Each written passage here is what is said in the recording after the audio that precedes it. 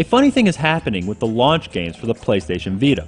While some of the full-price games have turned out to be great games, the real must-own games for the system are being released by download at a fraction of the price.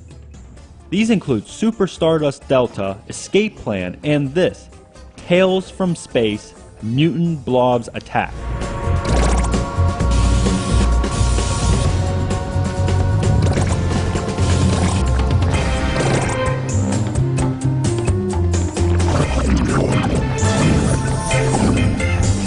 The game is a sequel to the PSN game Tales from Space about a blob, which was a good game, but nothing too special. Unlike this game, which is one of the best times I've had on the Vita so far. Mutant Blobs Attack is a fun little 2D side-scroller that has some major puzzle elements. You are a mean little green blob and look like something that was living in my fridge freshman year. But unlike my blob living in the fridge, this blob has just escaped from captivity and is out to get back at the world.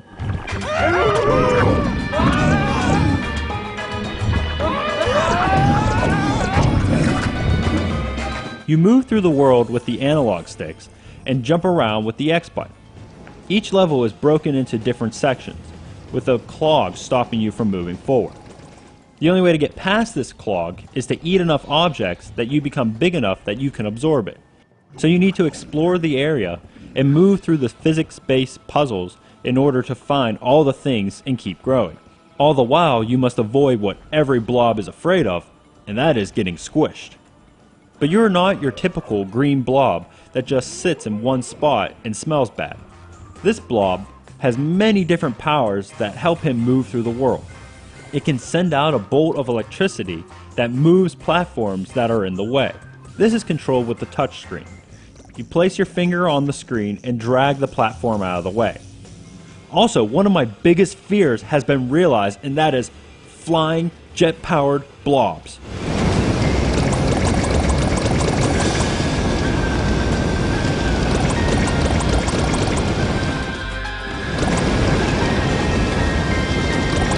You can rocket through areas while avoiding hazards. Also, you have magnetic powers that are probably some of the most interesting parts of the game. You control this with the shoulder buttons. You can become attracted to things, like all the pretty girls are attracted to me when I use Old Spice, or you can propel yourself away from things, like those same girls are when I forget to put on deodorant.